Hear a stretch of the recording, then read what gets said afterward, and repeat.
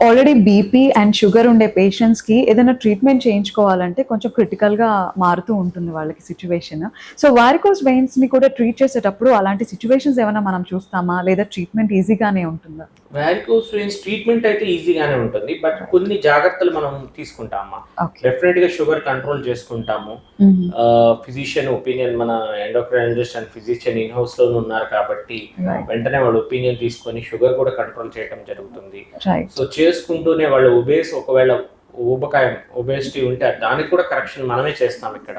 హ్మ్. సో, దానికి కూడా ట్రీట్మెంట్ పెట్టుకొని ఈ వారికోస్ వెయిన్స్ ట్రీట్మెంట్ కూడా మనము కొద్దిగా లావుగా ఉన్నోళ్ళలో కొంచెం ట్రీట్మెంట్ డిఫికల్ట్‌గా ఉంటది. హ్మ్. సో, దానికి కూడా మన దగ్గర ప్రత్యేకమైన పరికరాలు ఉన్నాయి కాబట్టి చిన్న సూదితోనే మనకి వాళ్ళకి అసలు ఏమి ఇబ్బంది లేకుండా ట్రీట్మెంట్ చేయడంతో పాటు వెంటనే డిశ్చార్జ్ కూడా చేయడం జరుగుతుంది. అండ్ ఎర్లీ మొబిలైజేషన్ కూడా చేయడం జరుగుతుంది. ఓకే. ఈ మనకి కొద్దిగా లావుగా ఉన్నోళ్ళలో ఏంటంటే ప్రమాదం, మనం ఎర్లీ మొబిలైజేషన్ చేయకపోతే కాళ్ళల్లో రక్తనాళాలు గడ్డలు కట్టేసి ప్రమాదమయ్యే లైఫ్ థ్రెటనింగ్ డిసీజ్ అయ్యే ప్రమాదం ఉంటుంది డీబీటీ. హ్మ్. సో, అందుకని మనం ఎక్స్ట్రా కేర్ తీసుకొని వాళ్ళు వెంటనే అడ్వాన్స్ టెక్నాలజీతో ట్రీట్ చేసి షుగర్‌ని కూడా కంట్రోల్ చేసుకొని వెంటనే వాళ్ళని నడిపియటం అవన్నీ చేస్తాం కాబట్టి హ్మ్. వాళ్ళు చక్కగా అదే రోజు ఇంటికి కూడా వెళ్ళిపోతారన్నమాట. ఓకే.